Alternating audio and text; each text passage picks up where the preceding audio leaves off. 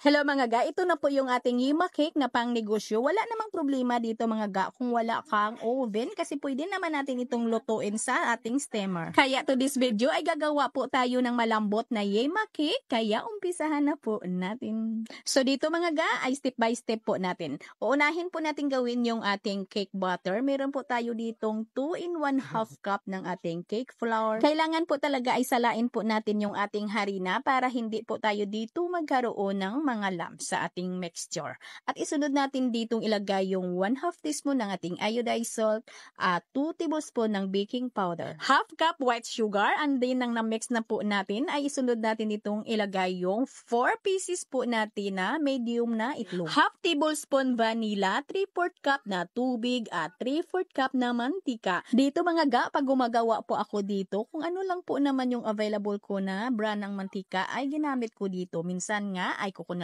oil, minsan din ay palm oil. Itong gamit ko ngayon nga na mantika ay palm oil po mga ga. Ayan na mga ga, ito na po yung consistency ng ating cake butter. Hindi na po natin ito salain ha kasi ay napakakinis na. Itabi lang muna natin ito. Ang susunod po natin gagawin ay gagawa na po tayo ng ating pinakamirang. So dito sa ating mirang mga ga ay gagamit lang po tayo dito ng 8 piraso ng large na itlog. Yes mga ga, large po yung gagamitin natin dito. At paghiwalayin lang po natin yung egg yolk at saka yung egg white. At kailangan ay dry, walang bahid na mulo mantika yung paglalagyan po natin dito ng ating egg white para ay maganda talaga yung alsa ng ating egg white. At kailangan din yung ating egg white ay hindi talaga mahaluan ng kahit kunti or maliit lang po na egg yolk. At yung ating 8 piraso na egg yolk, bago po natin ito itabi mga ga, ay lagyan lang muna natin ng 1 cup na condensed milk para po hindi siya mag-dry, para wala po tayong mga buo-buo dito na egg yolk. Ito po yung gagawin natin mamaya na Yema filling. I-mix lang po natin dito yung isang lata po natin na condensed milk at pagkatapos takpan lang po natin at isit aside lang po natin. At ito po yung ating 8 puti na itlog. Lagyan lang po natin ito ng 1/2 teaspoon ng cream of tartar.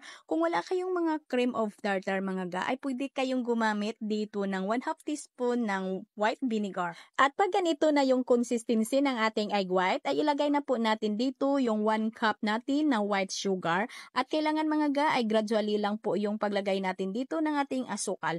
Utay-utay lang po talaga yung paglagay natin dito. At nang nailagay na po natin lahat, ay i-transfer na po natin sa pinaka-high speed yung ating stand mixer hanggang sa ito'y maging medium spec na yung matibay na po yung ating mirang. Na yung itaob po natin ay hindi na siya mahuhulog. At ilagay na po natin dito sa ating cake batter yung ating mirang at hindi lang po natin ito iubos agad lahat mga ga. Bali 3 hati po yung paglagay natin dito. Kukuha muna tayo ng kaunti and then fold po natin.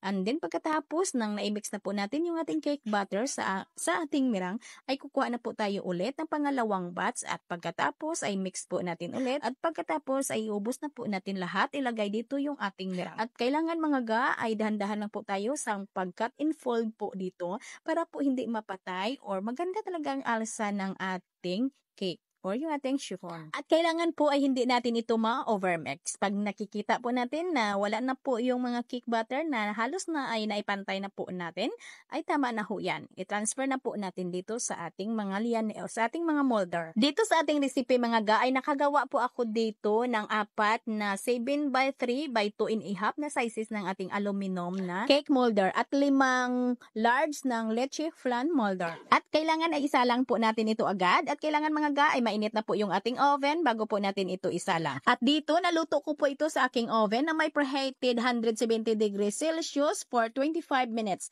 Kayo mga ga, ay tansyahin nyo lang po talaga ang init ng inyong oven kasi hindi naman tayo magkapariho na gamit po natin na oven. At kahit medyo mainit pa mga ga, ay tinanggal ko na po ito sa ating molder. Pero kahit hindi po tayo dito naglagay ng parchment paper, ay madali lang po siya talagang tanggalin. At ayan mga ga, ay nakikita nyo naman na napakalambot po talaga ng ating cake. At nang natapos natin na lahat, tanggalin sa mga molder yung ating cake, ay gagawa na po tayo ng ating frosting or yung ating Yema filling. So dito mga ga, ito na po yung ating 8 piraso na egg yolk. Lagyan lang po natin ito ng 2 tablespoon ng cornstarch. At dito, siyempre kanina ay naglagay na po tayo ng 1 can ng condensed milk. Ay mag-add na lang po tayo dito ng another 1 can na condensed milk.